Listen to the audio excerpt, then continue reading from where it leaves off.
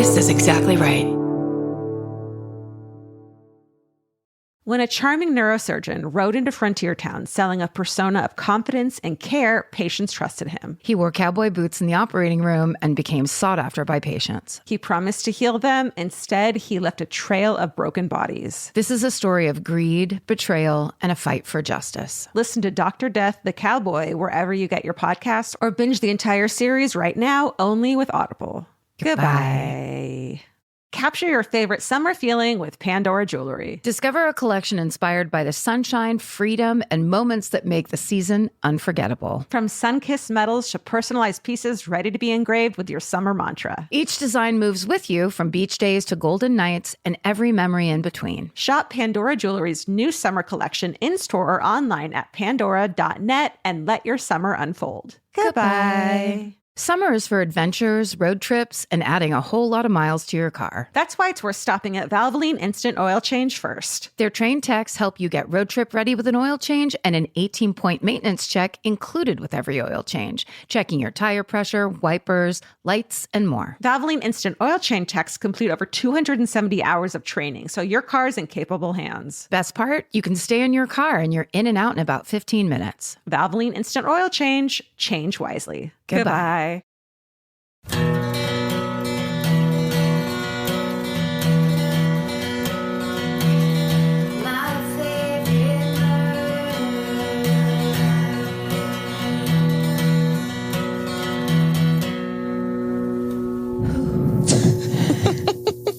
What was that about, that breath? I don't know. I guess I was just trying to clear a channel for this episode. Get ready for what was to come. The ride of your life. Get ready for a roller coaster of emotion. Are you ready? I'm ready. Let's do episode 17 of My Favorite Murder, starring George R. Stark and Karen Kilgariff. Hi, everybody. Hi, here we are. Hi. Hi. Welcome if you just started. Hi, what's going on in your life? How are you guys? Why do you like murder so much? What's up with you? Did you see something weird as an 8-year-old? Or have you always had a weird feeling inside? Can you talk to anyone else in your life about it? Is this why you're here? Is that nobody else is interested and you're a freak? Yeah, because that's why we're here. Hey. So good. So here we are. Good on you. That was the intro. Yeah. These are getting better, I think. I think they're getting very strong. I think we're professionals now. People are like, I hit play on this podcast, but now I don't know what's happening. Yeah. I'm not sure if it actually started. People are just talking at each other. I feel a little pressure. Do you? Yeah. Oh, yeah. Because guys, our ratings went through the roof. Our ratings just blew. I mean, let's just say it. We think that there is a computer hacker that's gone on to iTunes and hacked us into number 1. And clearly they love us. For some reason, this hacker. If Andrew Solomson, if this is you, thank you, my friend. You're a good person. It's insane. We're number 1 on the iTunes comedy podcast list. Yeah. Like not our picture, but our logo. It's so exciting. Yeah, it's super cool. And we do want to thank Jack O'Brien, who is the host of the Cracks podcast. That can't be a coincidence that thing got posted and then suddenly all kinds of people were like, hey, I just discovered your podcast. Yeah. So thanks, Jack. You're the best. Yep. And easy on the eyes. Pretty cute. But he's married. Dimples. Calm down, everybody. He's married. Yeah. Everyone chill. But that was super fun to be on that podcast. It was so much fun. He was great. Yeah. This is all insane. I feel like it's weird that we had an idea at a party. You had the gumption to actually make me do it. And then something like that would happen. I do that. I make people do stuff a lot. It's good. Otherwise, I'll just fall into a deep, dark depression. Yeah, same here. I'll go into my TV room, close the curtains. Ooh. Like Morticia Adams. Yeah. And then watch British procedurals until I die of old age. This is why my blinds that you see right here, my drapes, are sheer, because otherwise it's just Depressionville. Yeah. Oh, that's true. You know what I mean? Because when you can't be in the complete dark, you can't be in the complete dark. Are you telling me we need to go to IKEA and get some new curtains for my TV room? We are abso-fucking-tively saying that. I'm going to burn those curtains. I have straight up hotel blackout curtains in my TV room. I have that in my bedroom, but in here, it's like I'll get depressed. Yeah. Although I think you cured my depression. I know it's very helpful. Although at the same time, I have this thing where dusk makes me really fucking depressed. Dusk. Oh, yes. Yeah. It just reminds me of being a kid, which sucks, as everyone knows. Being home alone and being like, do I make my own dinner? I'm only 9. I'm not going to eat anything because it's too depressing to eat alone. Oh, I had the opposite reaction. That's funny. I was like, I can make toast. I'll make a whole loaf of toast. Cheese toast, man. Comforts you. It's like, kid recipes, like crackers with butter on them. Yeah. How gross is that? What about, did you ever melt butter, mix in brown sugar and vanilla, and just eat that out of a cup? Never done that? Let me just tell you, That's called poor man's chocolate chip cookie. Fucking delicious. You're basically taking everything good in chocolate chip cookies and none of the bullshit. No. Fuck baking soda. Totally. raw eggs? Who needs Jeff? Go away, chickens. I'm just going to eat the good stuff. I love that. Wait, did you incorporate any chocolate chips in there? No, I don't think we ever had. We had very little food when I was a kid in my house at all times. So it was like, what do I have on hand? I'm going to wrap a slice of turkey around a pickle, spear, and that's dinner. Totally. I do have a very early memory of drinking cough syrup one time, and jumping on the bed. That's what I was doing that afternoon by myself.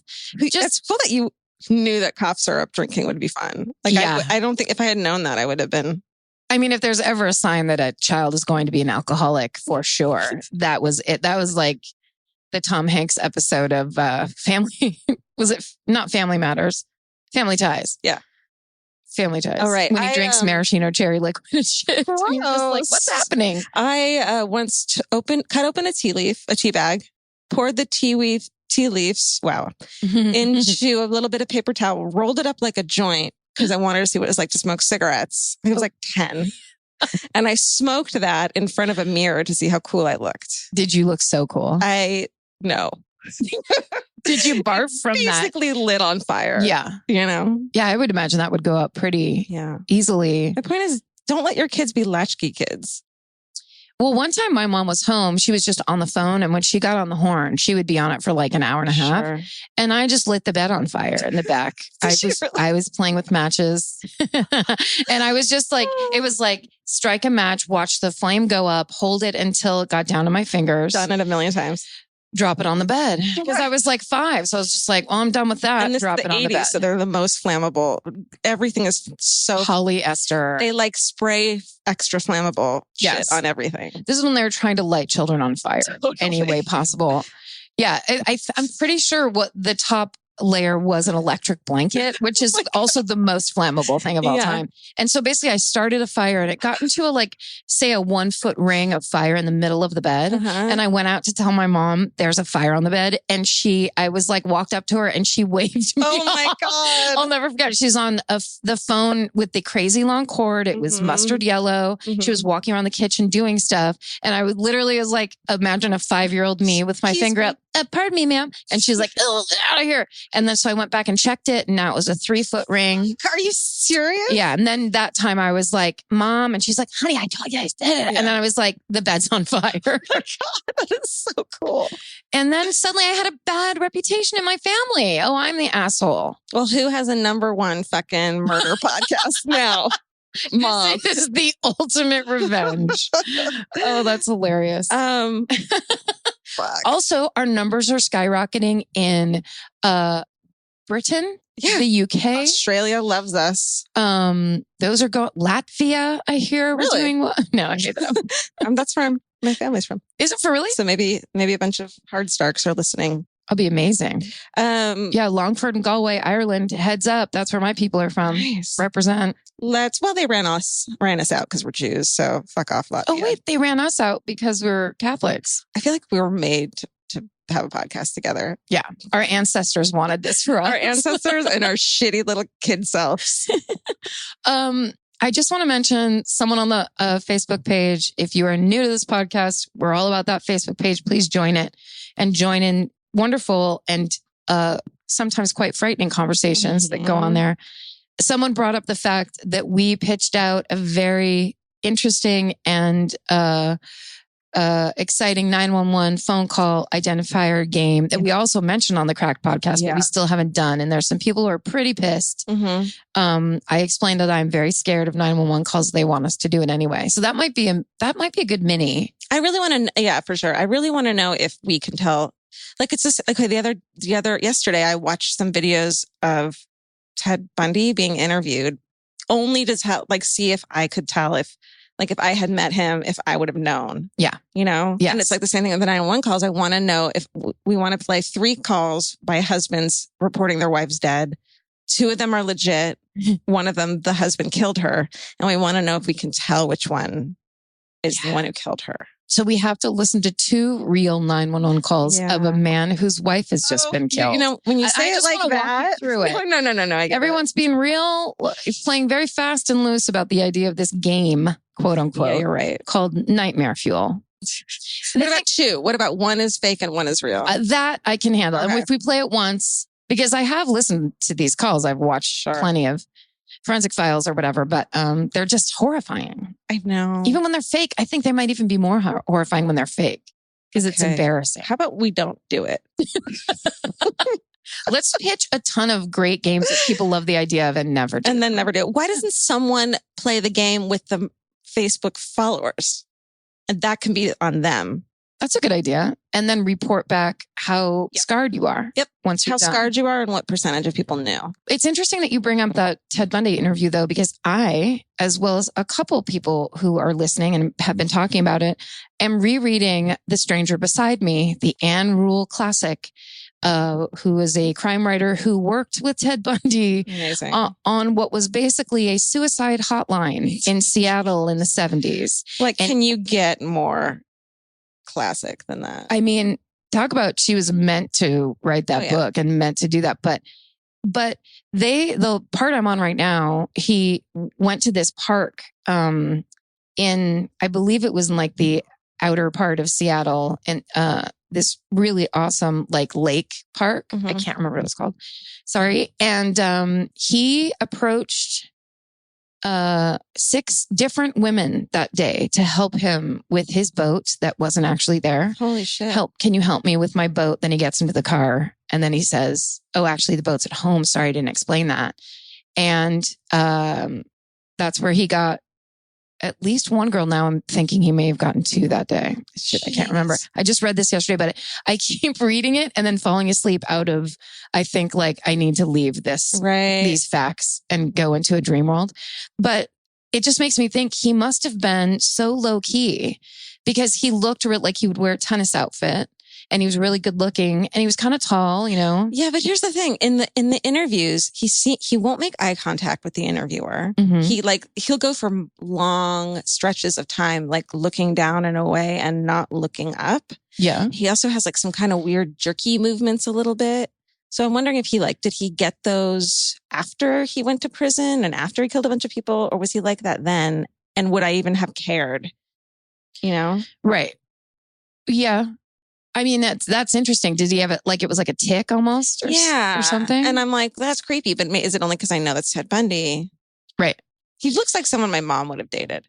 Yeah, he looks like a guy that would be in like a Lipton tea commercial in the late 70s. Yeah, with like his pretty young wife. Yeah. They're toasting the tea. Yeah. They're rolling it up and smoking it in a... They're smoking some tea together and having a good time.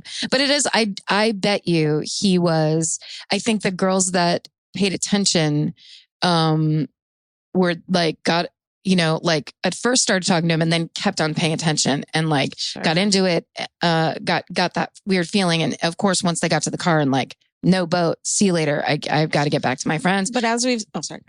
No, I think you're going to say what I was going to say. As we've said so many times, you couldn't be a fucking bitch back then. And like you were taught to be nice and friendly, and he fucking preyed upon that. And he probably also was really good at like turning on the charm. Oh, 100%. Right. So he didn't have a twitch and he seemed very nice. I bet the twitch came after he was incarcerated and he was just like, I'm going crazy. I bet that's what happened. I want to kill. How badly would you have wanted to interview him? I don't know. I'm not sure about that. Because I like this story of what they do. I don't want to know that person. Yeah. Or be near that person. Because ultimately they're, a little bit of the devil. Yeah. There's that, the Iceman interviews. Oh, yeah. Documentary. And that guy just seems normal and likable. He's the guy who was a mobster, hitman, but he was also like a family man. And he's just casually. Hundreds of people. Yeah. Casually talking about doing it. Yeah. And he had more charm to me and like likability, than Ted Bundy did. I know. Well, I mean, he's got to be a sociopath, or he would have been eaten alive by guilt and remorse and shame and all that stuff. But I don't think he ever killed women and children. So maybe it wasn't like Ted Bundy enjoyed. Yes, he sure did. Like got off on it. This guy was like, it was his job, and he probably felt a little self-righteous in it of like, well, they owe money, or they wronged someone. I mean, I support that. No, I don't. That's why mafia hits don't interest me. Yeah. Because it's almost like a business transaction. Like you don't deal with people who will kill you because they'll kill you. Totally. They tell you they're going to kill you. You borrow money from them. You don't pay it back. They kill you. Yeah. They have a history of killing you. Yeah. They're good with killing. Yet somehow we still date men. Come on, let's not be those people. Let's fucking get in there. No, we won't. I'm kidding. The ratings drop to 0. Oh, I see what this whole they're podcast. feminists. Oh, Ghostbusters 2. Here. Let's really quickly do some, what's the word? Like housekeeping. Ding dong. If you're new at listening to this, I, Georgia, forget words regularly, and Karen. And I, Karen, do as well. No, you remember them for me.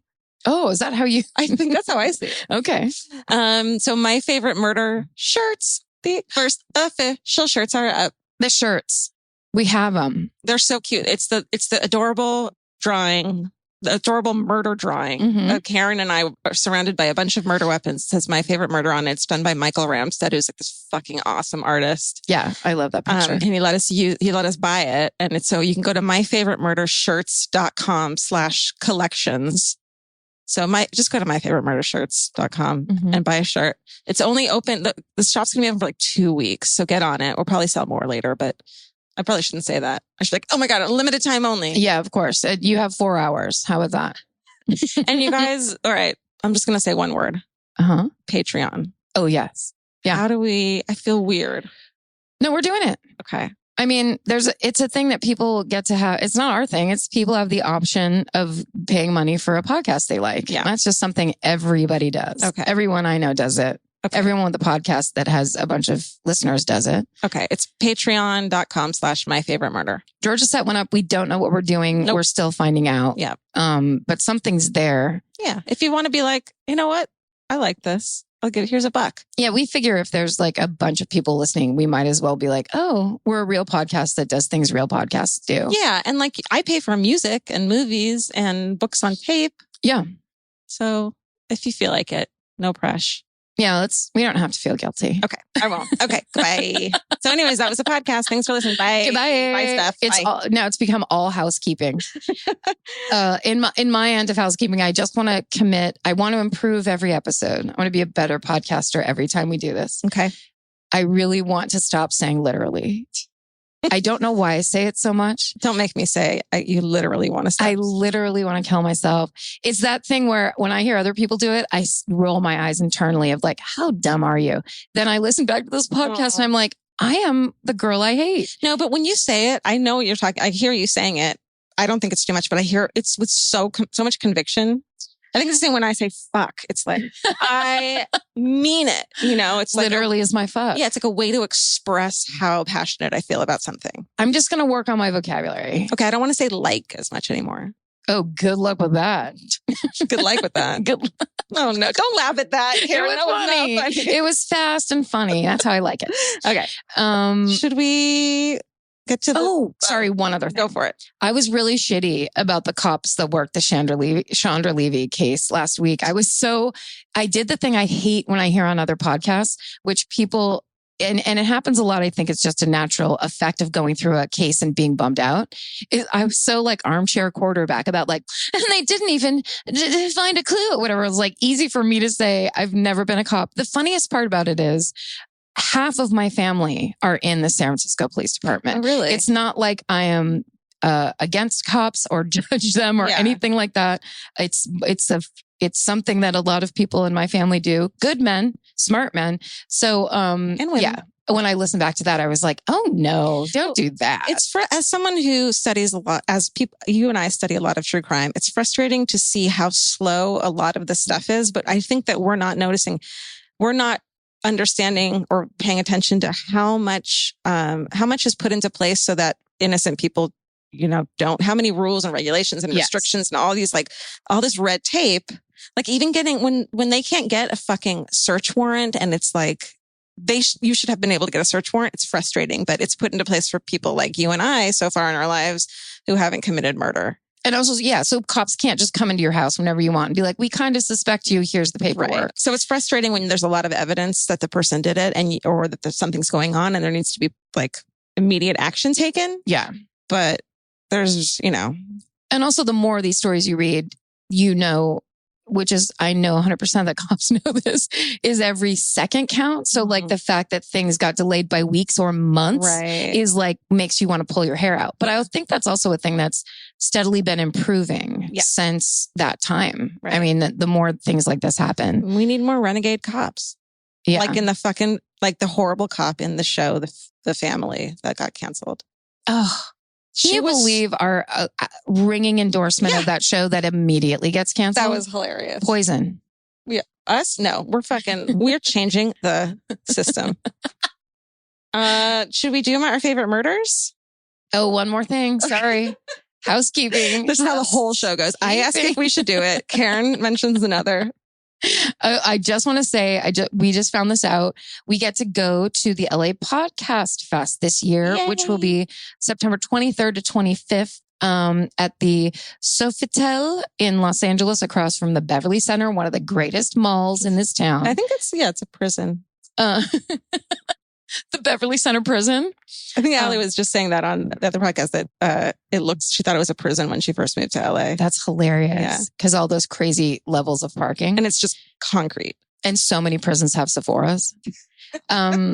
But that's in September. We figure we tell you now if you want to come, because they have a ton of great podcasts.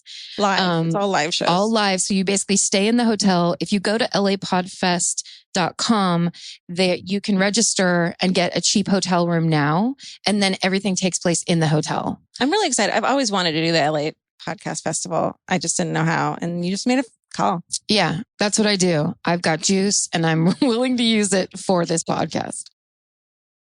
Summer means a whole new world for your feet. They're walking more, sweating more, and going barefoot all day long. For summer feet that need real comfort, there's Bombas. Bombas has a whole line of sport-specific socks for golf, yoga, the gym, and every kind of runner. They also make soft, supportive compression socks that are especially great for summer travel. Bombas sandals and slides are made from super lightweight, cushy, waterproof EVA foam, so they feel incredibly comfortable. And the best part? For every item you buy, Bombas donates an essential clothing item to someone facing housing insecurity, with over 200 million donations and counting. I wore my Bombas compression socks on the plane ride to and from Italy. And listen, I'm a girl of a certain age at this point. It needs to be done. And I felt so comfy and so secure with my cute little Bombas socks. So head over to bombas.com/MFM and use code MFM for 20% off your first purchase. That's BOMBAS.com/MFM, code MFM at checkout.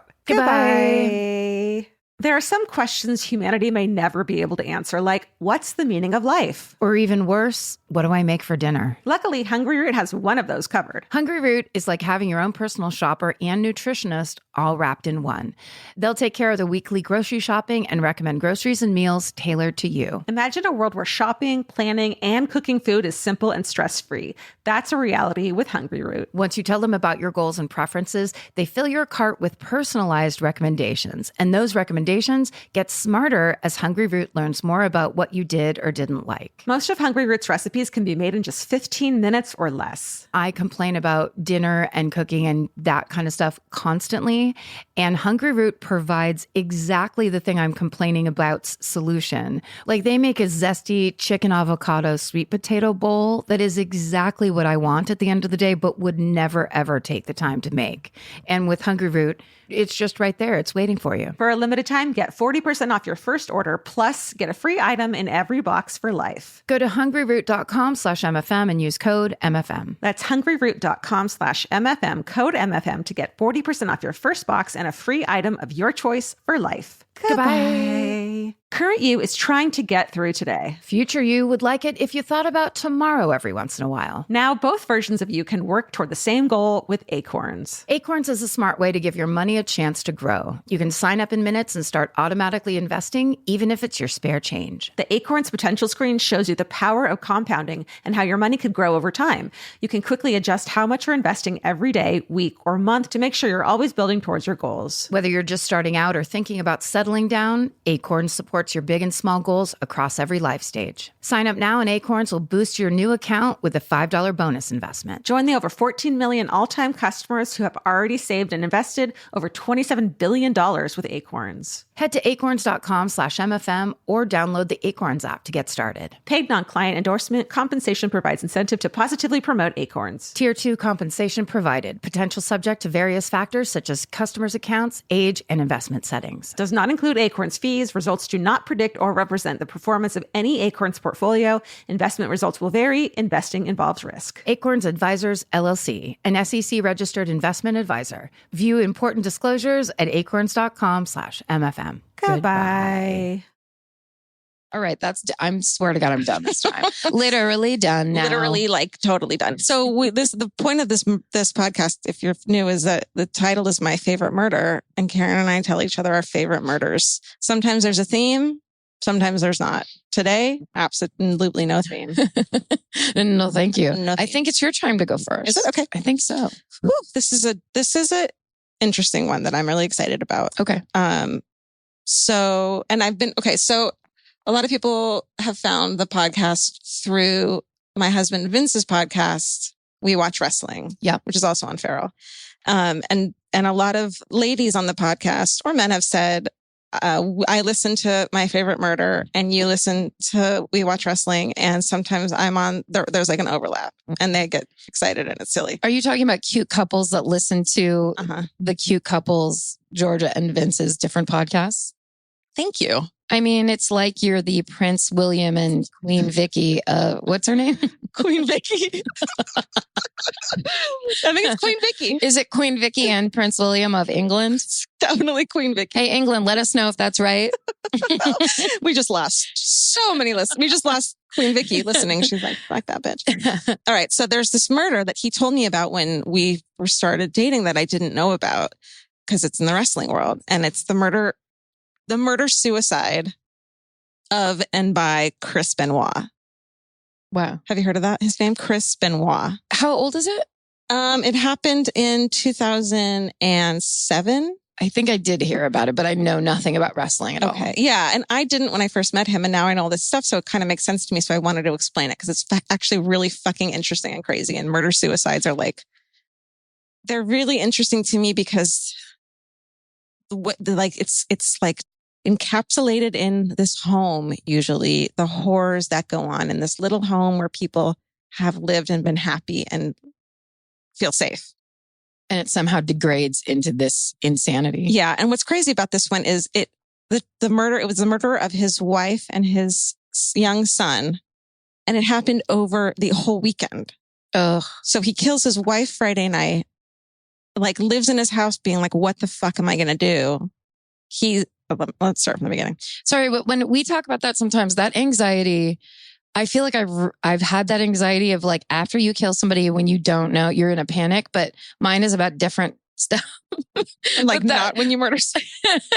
But it's almost like when you say like, when you talk about that, and then I'm immediately like, oh, I know how that feels. Or it's like, no, Karen, you have no idea how that feels. I guess you can sympathize with being like, I had this one little freak out and did something that's unchangeable. Yes. And I wish, and if I could go back and take it back, I could. And time isn't a flat circle. So why can't I go back and change it? Yeah. If I pray hard enough or whatever. Nope. Yeah. And meanwhile, you're just walking from room to room in a house that no longer looks familiar. Right. And you're experiencing freakouts on a whole new level. Yeah. And life doesn't feel real sometimes. So one would think that you can change it and go back. Right. But you can't. But just like when you send a bad text, sorry, that is permanently sent. Just like when you accidentally CC everyone in an email. It's the same thing, right? Exactly. Yeah. So that's why we always put a 48-hour hold on our social media exchanges.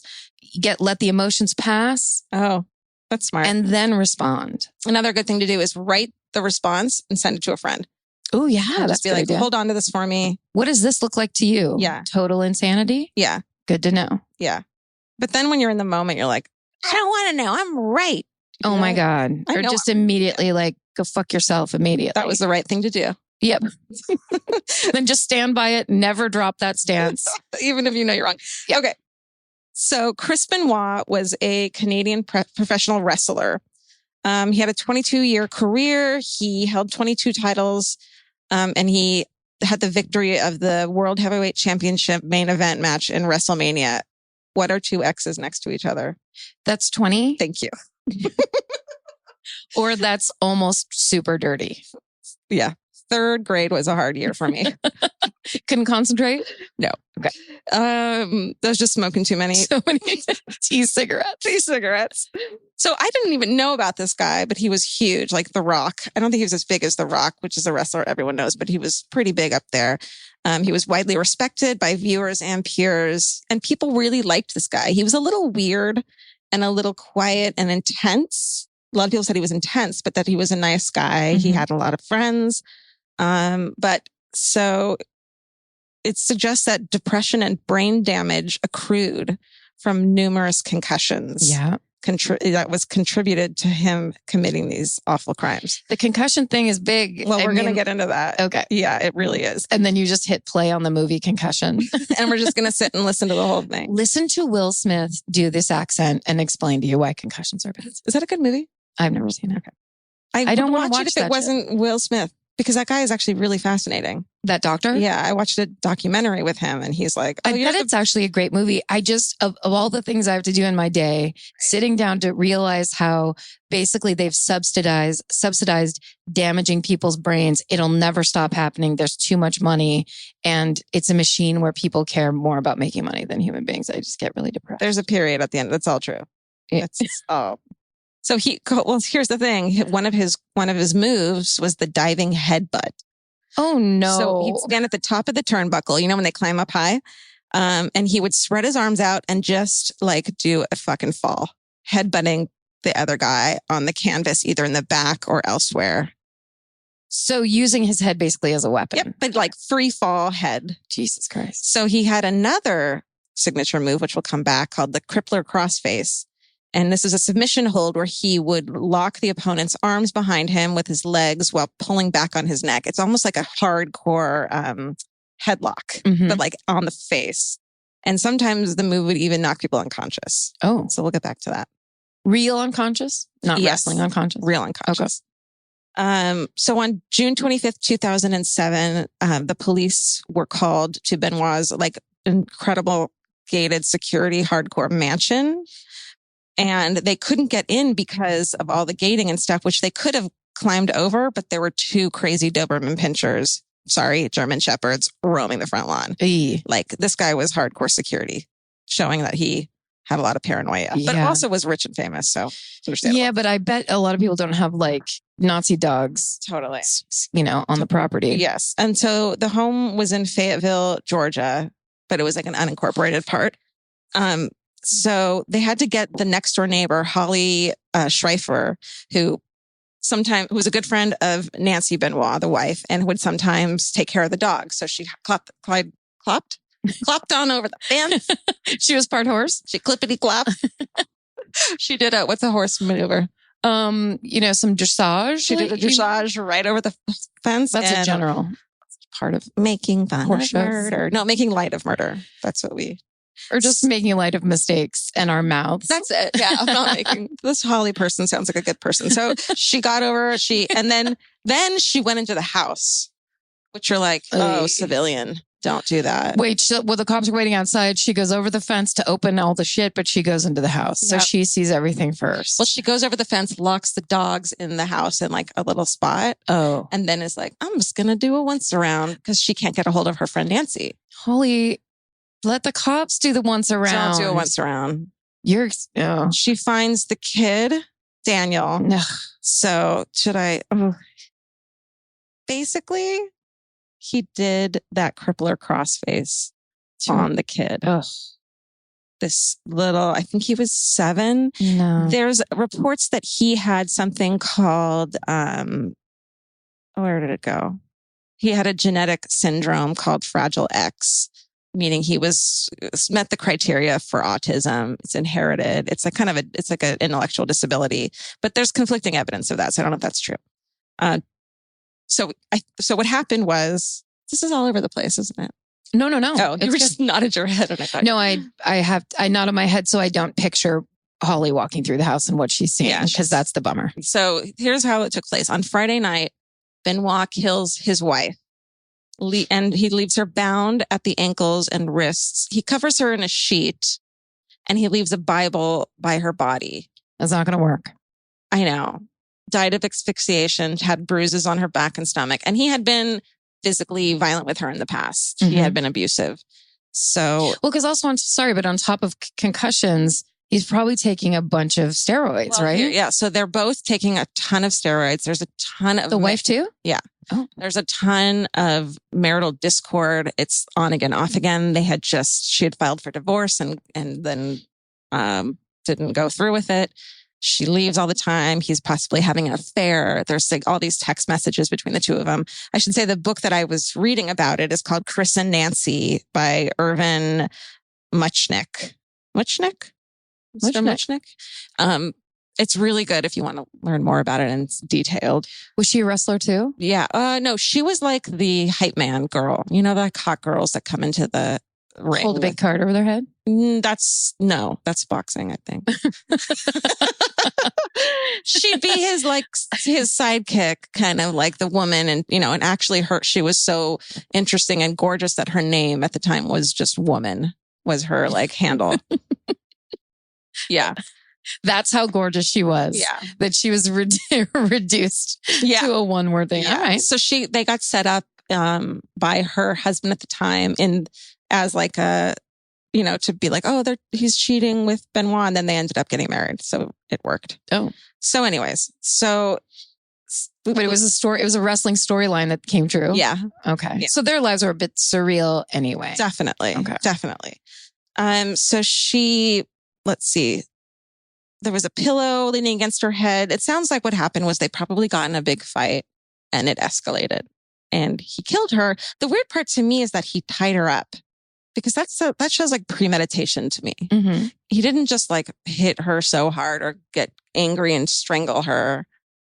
He tied her up and then killed her.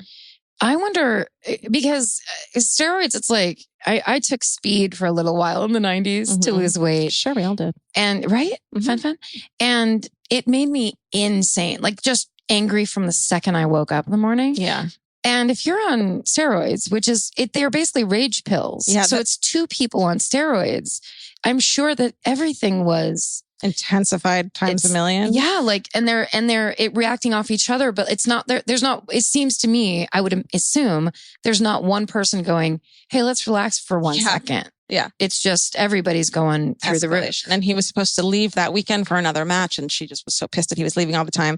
They found the amount of pills that they ended up finding in the house is just incredible. They found Soma and hydrocodone, which is fucking heroin, right? And Xanax and all these, Ambien and of course steroids. And he was actually exempt from the rule that you can't take steroids in in WWE because he had ruined his body so badly with steroids that he couldn't make testosterone on his own anymore. So he had to take steroids to get testosterone. Oh, okay. So even though there's no steroid rule, he was taking it medically. Yeah, but that's so shady. Right. Like that's your solution for being fucked up on steroids is I'm such a bad Coke addict that I need to take Coke. Right. Yeah. I've ruined my ability to just whatever. Anyways, all of the above. Yes. So between the two killings, about 3:30 p.m. on Saturday, it looks like he might have killed Daniel on Saturday, the next day. So he's hanging out in his house with his fucking wife in the office dead, not knowing what to do. Calls his coworkers and is like, I can't make it. My wife and kid have food poisoning and they're really sick. Kind of tells everyone that so they won't call. Yeah. So Daniel, the kid, was then suffocated in his own bedroom. A children's Bible was left by his body. And he had become kind of a religious fanatic at that point by reading. He was reading in passages. That span in that weekend. Yeah. I mean, up until this, leading up to the murders. He killed his son with the chokehold, no bruises. And, so he had needle marks in his arm, suggesting he had been given growth hormones. The son or the son, because he was undersized because of this Fragile X syndrome that he supposedly had. But I don't understand that completely. And I'm wondering if he gave him sedatives. Oh, so he could, yeah. You know what I mean? Yes. That would almost be a tiny bit of a relief, as hideous as that sounds. I agree. And I think in his mind, people have surmised that he thought he was doing a mercy killing. Of course. He had killed the mom. Let's just fucking end this. In the same way that I think a lot of men who do the murder-suicide shenanigans to their family are like, I lost all our money. I'm not going to make you live this way and kill the family. Right. Just fucking insane. We're good. We want to live.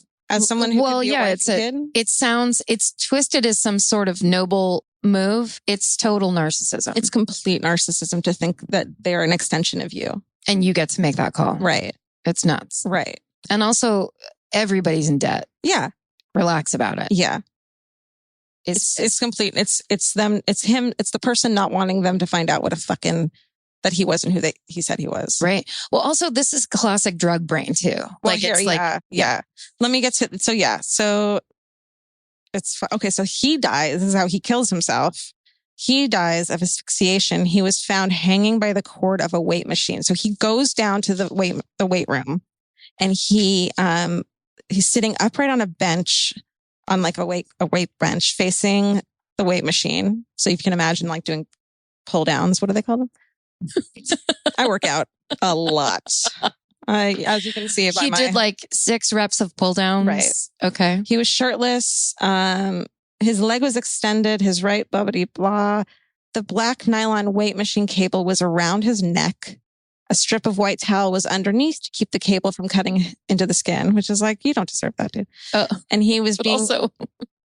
What's the point? Yeah. Okay. Yeah. And he was being held in a sitting position by the cable. So I think what he did is just like let go of the weight and strangled himself. Yeah. And it appears that he actually tried to maximize his own pain, which is so sad. It sounds like he knew he did something wrong. Yeah. It doesn't sound like he was like, I'm going to murder suicide everyone. It was like, here's a mistake, compounded with a mistake, compounded with a mistake. God, it's terrible. Yeah, it really is. He's trapped in this horror show. Sommeliers I'd like to note that there was a bottle of Dynamite Vineyards 2000 Merlot next to the body. Why? I don't know, I probably drank it. What sick fuck sommeliers need to make that note? You assholes. Me? No, they didn't really ask that. They didn't really request that, Karen. Who, me? This is the episode I turn on you for liking murder. You dick, Georgia. This is disgusting. Dare you? So let's talk about his brain damage. So after the murders and such, there was no pre-existing mental or physical ailments. He did have some depression, obviously. And where did my other notes go? Oh, they're at the printer. I left my fucking notes. Well, let's sing a little song about the printer. Printer notes. The printer notes. Luckily, it's just right there. Printer. Feels good. We should walk it off a little bit. Yeah.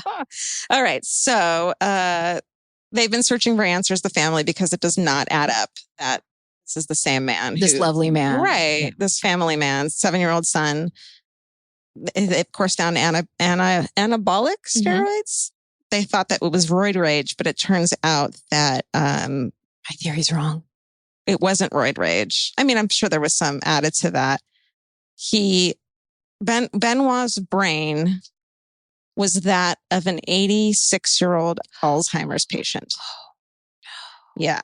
In the same way with football players who are constantly getting concussion after concussion. And I mean, there's a story in this book about how in one fight, he and this other guy just banged each other's fucking heads into each other until they bled. That hurts so bad. When you hit heads with another person. Yeah. Have you ever done that accidentally? No. Like you both bent down fast at the same time. No, Steven knows what I'm talking about. And you smack your head. It is loud and it hurts for like 20 minutes after. Fuck. And the idea that that's what he basically did for a living. Have you ever had a concussion? No. I did get flipped out of the back of a truck when I was in 7th grade. Remember when we could light fires in our room alone and sit in the back of trucks? Yes. This is the country life that I led. No, this is the 80s, man. Yeah. We already put them on notice. Yes, that's true. And for good fucking reason. Yeah. Me and my friend, it was my dad was so livid because he told us, don't drive that truck. Definitely. Too far away. The brakes aren't great. We drove up into the national park, uphill. And as we're driving, we can smell the brakes in the back. Oh. But it was our next door neighbor, Andy, me, my sister, her friend Maureen, her friend Christine, and remember Andy's friend. I'm so impressed. I can't remember Andy's friend's name. Poor kid who was the one driving the truck. Mm-hmm. We start going down a hill through a campsite. Brakes go out. Literally he's driving a truck with 4 girls in it with him and the brakes go out. He hits the back of Andy's car. Andy pulls forward. He tries to go over onto the side of the dirt embankment. Instead he drives up onto the dirt embankment, flips the car. Holy shit. Me and Holly, my best friend Holly Gardner was with me. We go flying out of the back of the truck and midair, I remember very clearly thinking, when I hit the ground, my skirt's going to fly up over onto my back and my underwear will be showing. So I have to make sure the second I hit the ground, I have to stand up. And I literally hit and stood up immediately. Do you think that saved you? Yes, for sure. Well, Holly fell too, but my mom was a nurse. She woke us up 5 times that night to check our eyes for concussion eyes. I just imagine a concussion, and maybe I've had one and I just don't remember it, but the wobbly brain like that is just nothing feels right. And you don't even understand that you have a concussion, I don't think. How did you get a concussion? Maybe I didn't. Are you totally full of shit right now? No, maybe I've had a concussion and that's why I don't remember anything. I think I was in a car accident when I was a kid and had one. Yeah, hit your head. Yeah. But I don't know. Like but I was with a girl once who had one because she got clunked in the head with a softball. Oof. And she just started crying. We were like hanging out at night and she starts crying and has to go to the hospital. Anyways, Jesus. It looks terrible. It seems terrible. But can you imagine having dozens over a 10-year span? Yeah. Yeah. And that just sidebar totally is like makes me want to point to OJ right now, because that's that thing of like, yes, in the beginning, he was the American hero. But when you have a full career where that happens to you every day, practice and in games, 50 times a week or whatever, your brain you don't remain the person that you started as. Vince told me an interesting thing recently that, hockey players, like in the 70s, they put in or maybe even like the 80s or 90s, like at some point they were like helmets have to be used. Yes. But if you've been playing before that, it was your choice if you wanted to wear a helmet. So everyone from then on had to wear a helmet if you got hired. But you might have been just too far gone where it's like, fuck it, you don't have to. Yeah.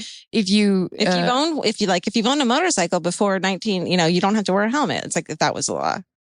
I really love hockey players so much because hockey is so graceful and beautiful and yet insanely violent and male, which I think is violent. Very sexy. Oh, but I don't like fights. They scare me. What, Georgia? Really? That's the stuff of life. I hate fights. Two guys punching each other? Oh, I hate it. It makes me so, especially I think it's hilarious. in ice skating. What if in ice skating?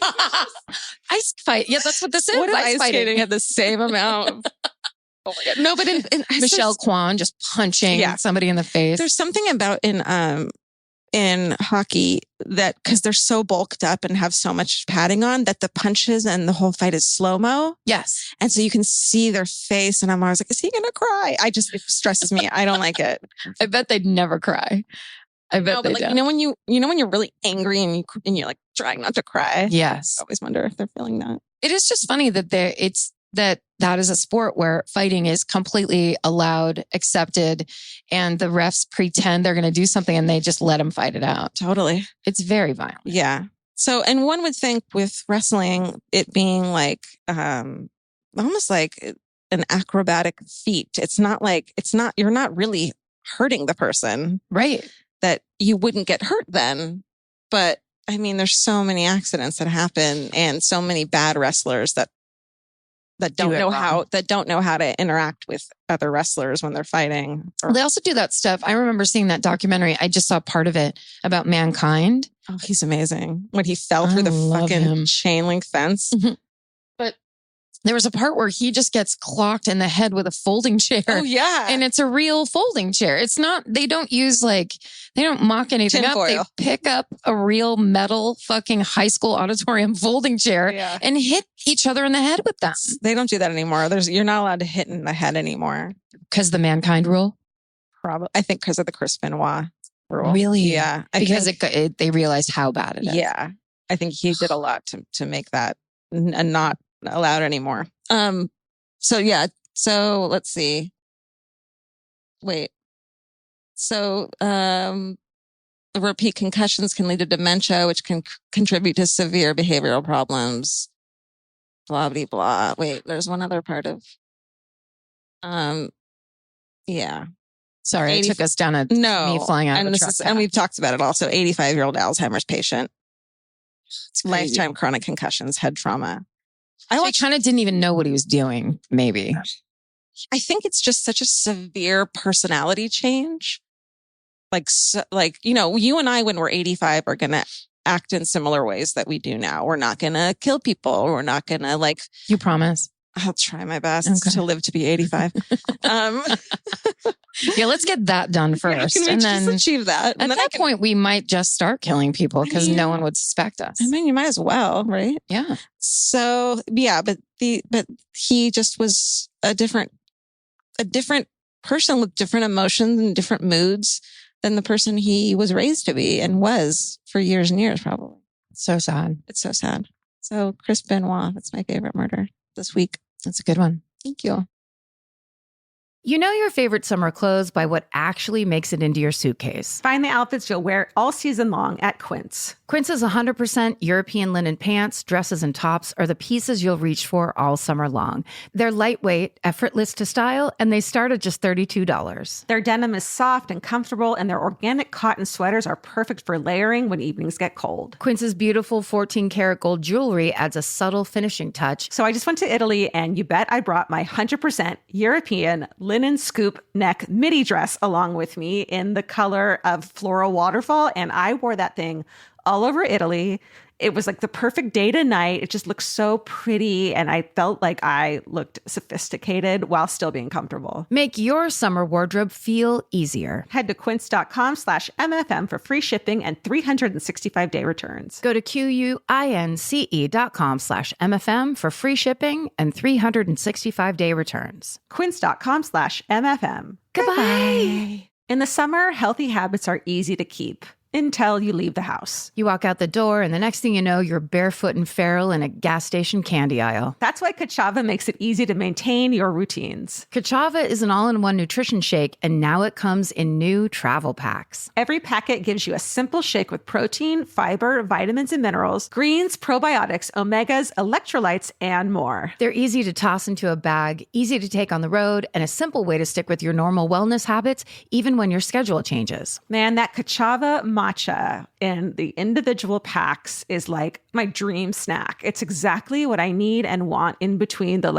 not great meals I'm eating for lunch and the snacks I would have had anyways that are terrible for me. Like this is something I feel like I'm treating myself when I take. You're treating yourself to vitamins, fiber, all these things that your body really wants and needs and kind of craves that it does seem like it takes a big effort to get. So now you're getting it all in one packet and in a little drink you like. Take your daily ritual with you. Go to Kachava.com and use code MFM for 15% off your first order. That's Kachava, KACHAVA.com, code MFM. Goodbye. If you're always on the lookout for a great audiobook or just want help figuring out what to listen to next, there's a podcast you should know about. It's called Earsay, the Audible and iHeart Audio Book Club, hosted by Cal Penn. Each episode takes a closer look at some of the most talked about new audiobooks on Audible, spanning a wide range of genres from sci-fi and literary fiction to rom-coms, thrillers, and comedy. Cal is joined by guests who dig into what these stories are about, what makes them stand out as audiobooks, and why they're connecting with listeners right now. If you're looking for your next listen, this is a great place to start. Listen to Earsay, the Audible and iHeart Audiobook Club on the iHeartRadio app,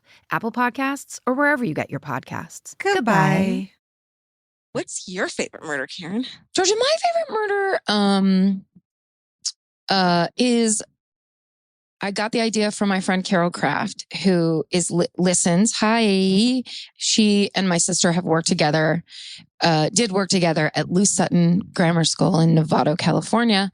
For years, she was the school secretary. She's one of the funniest people on the planet. Carol Kraft is the greatest. And my sister, when she told my sister she's listening to the podcast, my sister said, what's your hometown murder? And Carol immediately said, duh, it's Jennifer Moore. And then I remembered and Laura remembered.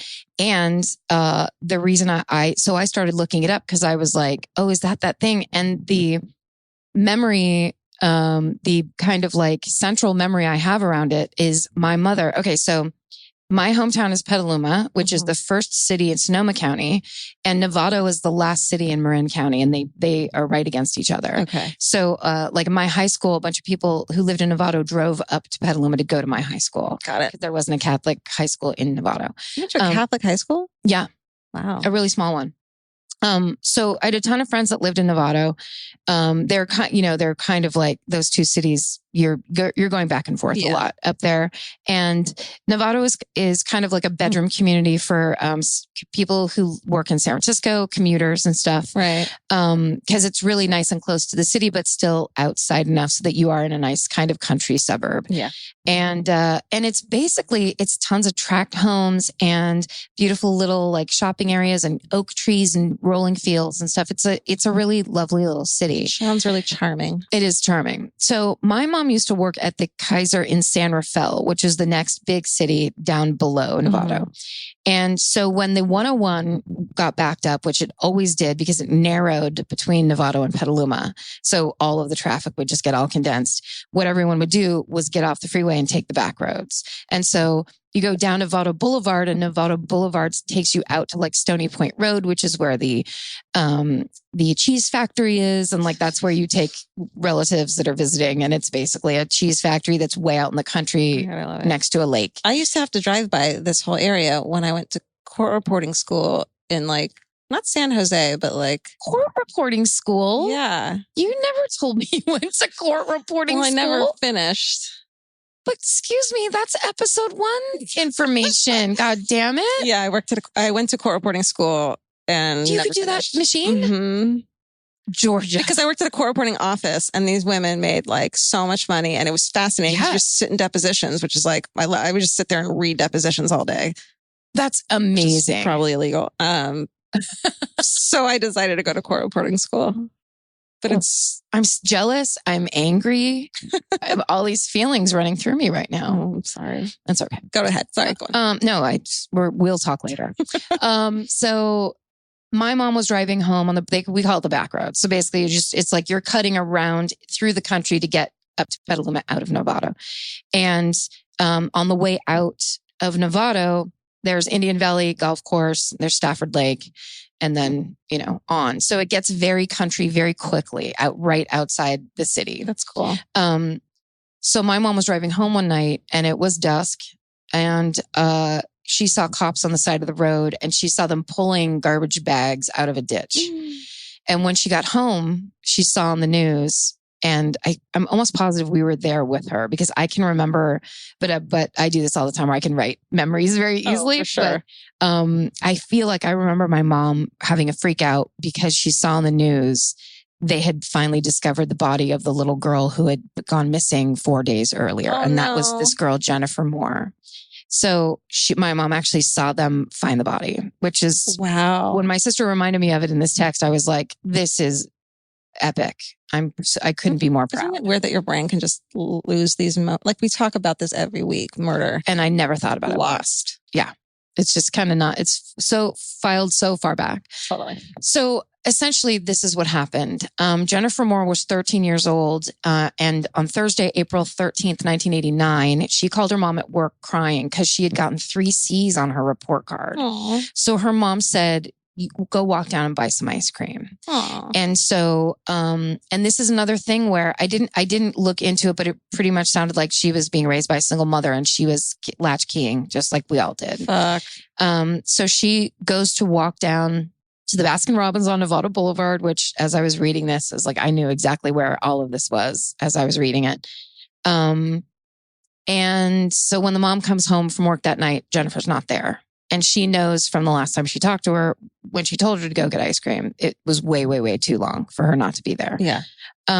She knew she wasn't a runaway. I read in this article, interestingly enough, the age 12 to 14 are prime runaway years. And so anytime someone is that age and they call to report them missing, the cops have the habit of assuming this is what it is because that's usually or it's commonly the case. Yeah. But of course, the mother assured them this is very wrong. She didn't run away. All of her stuff is in a room. Her purse is in a room. Like all she did was take the money for the ice cream. I was a runaway. Did you ever run away? No, I think when I was like 5, because I was going to show my mom, and I basically took a suitcase out to the road and then came back inside immediately. Packed a suitcase, put it under the bed. I did stay out when I was like 13, my drug years. Yeah, stay out all like overnight, and they straight up called the cops. And yeah, I was a runaway. Well, they should have though. Yeah, that's good though. I know. I feel so bad about that. Yeah, you didn't know you were on drugs. So the cops check her school records. They see that she's had perfect attendance and that she's, that's not the person that we're talking about. Yeah. So, so they start looking into it. 2 days pass and they start handing out the "Have you seen me" flyers, which of course, again, seems a little late for me. Very late. I don't like it. But, I think this is 1989. So back then they were like, we just want to see probably is the idea. So on day 3, a person driving, down Novato Boulevard, sees garbage bags in a ditch on the side of the road and goes and looks in them and finds Jennifer's nude body. That poor person who found them. Do you think he knew what was going on? Like what was looking for? Well, there's a very good chance he saw on the news because this was all over the news. This little girl's face. "Have you seen me? This girl's missing." So, it did hit the news like the next night. Okay. So maybe that flyer thing was just the cops like on the street doing it because I remember that. Well, I shouldn't say that because I don't know the exact chronology, but do you remember like the big, like, is it the small enough town where it's like, this is what everyone's talking about? 100%. Because this doesn't happen. 100%. This is a town, just like Petaluma, where people did not lock their doors back then. And when you see this picture, it's such a 1989 picture. She's got braces. She's got these bangs. She's got the big hoop earrings. Like she's so cute. And she just looks like a girl from your junior high. Those kill me, these sweet kids. Yeah. When I see them, I always say, I'm so sorry. I know. I know. So yeah. This poor motorist. That is my theory, I should say. I think that person saw that a girl was missing on the news. And then when they saw the garbage bags pulled over and checked, and then their worst nightmare was confirmed. So, everyone's in the in-between time. Of course, no one let their children leave the house. There were no latchkey kids. Right. Once it was announced that she was missing. So the cops look at the plastic bags and inside I should say plastic bag. I think it was just the one big garbage bag. At the bottom, there were Sunday school like leaflets. And one of the policemen recognized it as that, oh, my kids use those at their Sunday school. So this is like probably a local church Sunday school leaflet. So they decide to start checking all the churches nearby. And they map out from her house to the ice cream parlor what churches are in between. And so they go to Bethel Baptist Church on Novato Boulevard. And they notice when the cops show up there, they notice there's 4 big garbage cans outside. 2 of them have garbage liners, garbage bags inside of them, and 2 don't. So they go over and check. It's the same type of garbage bag. So this probably had happened in the last day. Yes. Yeah. They immediately are like, okay, this is, like this can't be a coincidence, or like amazing. Would be a very,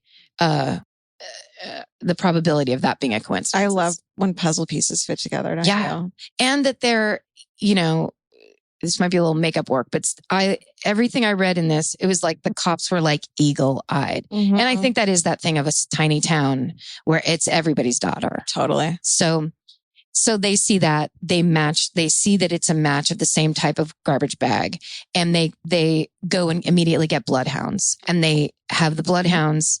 They have them sent on Jennifer's clothing, and then the bloodhounds take them directly back to Jennifer's house. Oh, shit. So they know that this is where she ended up. This is the church. So she basically took a shortcut from her house through a creek area that was in the back of the church, and then up through the church. So they go into the church to look for evidence, and they talk to the pastor there, who shows them something weird that he had noticed. There was a coffee cup that had been the coffee had been spilled in the library, but no one had picked the coffee cup back up off the floor. So it was just this coffee stain. And it was weird to him because beverages were not allowed in the church library. Mm-hmm. So, it's weird enough that someone made that spill, but then they didn't even clean up half of it, basically. Weird. So the crime lab comes, pulls up the carpet, tests it. There's blood and bleach. So in the same spot? Yeah. Oh, so he spilled the coffee over it to hide it? Yes. There was a big blood stain, but so he was like, nope, it's a coffee stain. Here's a coffee cup. Oh, don't worry about this coffee stain. Oh my goodness. Yeah. So they get onto that immediately. And then when detectives search the rest of the church, they find a brown bomber jacket at the bottom of their clothing donation bin. And it was the jacket that Jennifer wore when she left the house to go get ice cream. Whoa. So now they know, and they check the pockets. She had the rubber bands for her braces were in the pockets. So they know it was hers. So now they know we've got a location. So the pastor remembers that he'd gotten to work early Friday morning. She had disappeared Thursday. And when he got there, the door was not only unlocked, it was ajar. So basically there were 3 people on Thursday night that were at the church that could have been involved. One was the janitor, one was the youth pastor, and one was the teenager that was helping the youth pastor with gardening. Can I guess? Yes. The youth. Hell yeah, it's the youth pastor. Oh, wait, no, I was guessing the kid. Oh shit. Damn it. It's really funny that you just said that, and maybe this is the way it's going. I read a bunch of articles about this, but it's such a small town and it was so long ago. I could only get these little short ones from the LA Times and of course Wikipedia. Mm-hmm. But then I found the transcript for a TV show called I Detective. Have you ever seen that show? Mm-mm. So I don't think it's on anymore. It was on like court TV. Yeah. It's that old. Yeah. But basically they would lay out a true crime story, and then they would tell you the evidence that the cops found, and then go, is it A, the youth, B, remember that? And you would make a guess. Then they would tell you what the right answer is and why. So you were kind of basically learning how cops do their procedural shit as you watch. Oh, that sounds fucking awesome. So I stumble upon a transcript for the episode about the Jennifer Moore murder. Holy shit. So, so you just intuited something. I think you should be very proud of yourself. But at the same time, I thought that the youth pastor and the janitor were too obvious. I just cheered because it was the youth pastor. There's always going to be victims in this show. Mm-hmm. So it turns out that the kid that was helping the youth pastor garden had a record and was a bad kid, but his grandma had come and picked him up at 6:30 that night, and so he had an alibi. Mm-hmm. And then the janitor wasn't at home when they went to go question him, so he was really high up on the list. And then they go visit the youth pastor, and he's a 29-year-old ex-Marine named Scott Williams. He owns a gas station nearby. He's a Sunday school teacher. Whatever. He works at the church all the time. So he's well liked by the community, all the stuff we always hear. So they go talk to him, and he admits that he was the last person to leave on Thursday night. And he can't account for his whereabouts that night. He's kind of saying there was a meeting at the gas station. Oh, but I did miss it because I was the gardening or whatever. And he's real evasive. So they're like, we don't like this guy. And then he's up.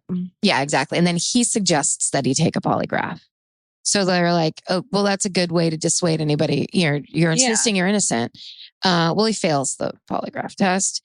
And at the end of it, the polygraph examiner, who I believe was from the FBI, because they brought the FBI in really early. That's so smart. It's so smart. I wish more of that would have happened. Yeah. In a lot of cases. I know. Just get the big boys in. It's not an insult. So at the end of the polygraph, the examiner says, "You killed Jennifer Moore." And he cracks and cops to the whole thing. Holy shit. Which I think is so brilliant, because usually in movies and stuff, the polygraph examiner is just all dry and like, did you not? And making little checks and doesn't care. But he was like, looking at this evidence, here's the conclusion. And basically played a poker game of like, wow, you did it. And then he was just like, you're right, I did it. I just think that's so interesting. Had he ever killed anyone or hurt any, hit a record?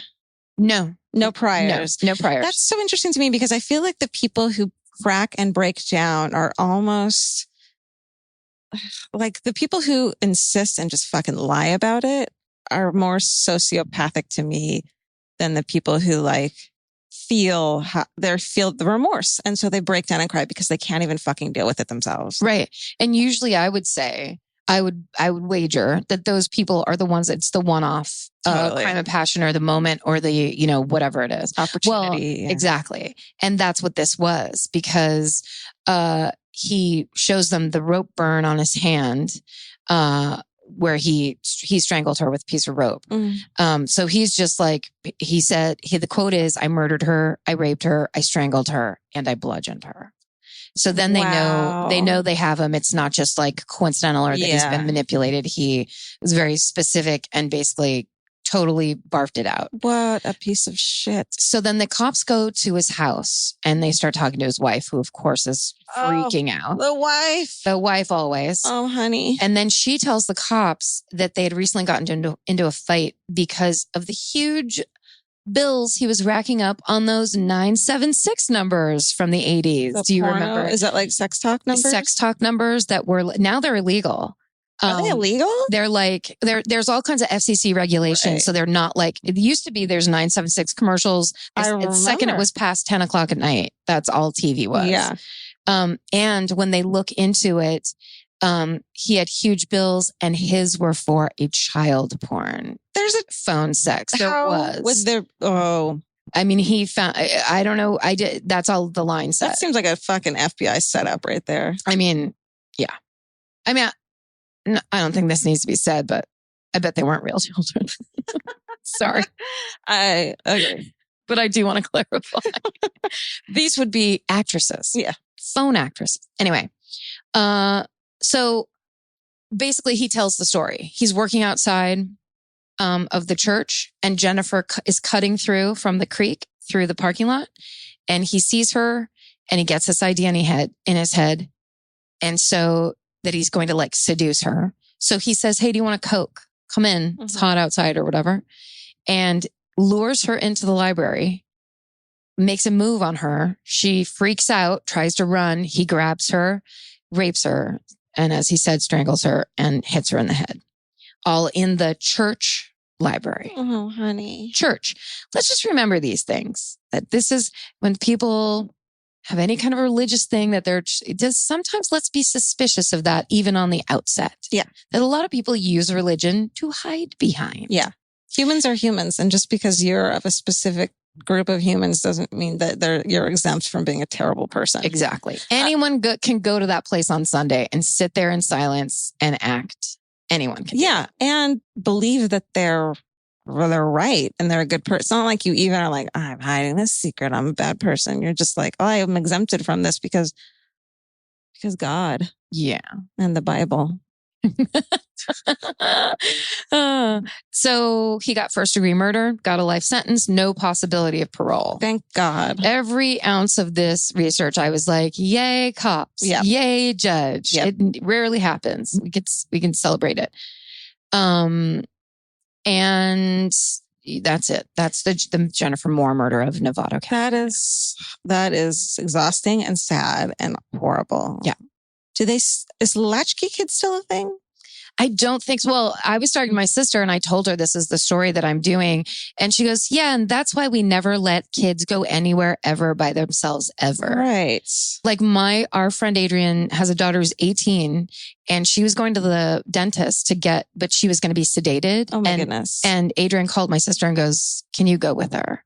Yeah. She's going to be sedated. I've heard that about dentist office though. Like there was, one who would insist that the kid came alone back there. And the mom was like, well, go fuck yourself, and wouldn't take the kid to the dentist. Yeah.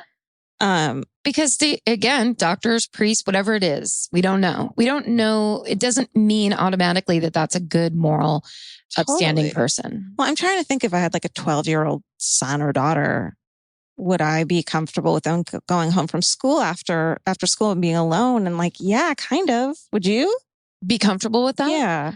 Not these days. Yeah. I mean, not with.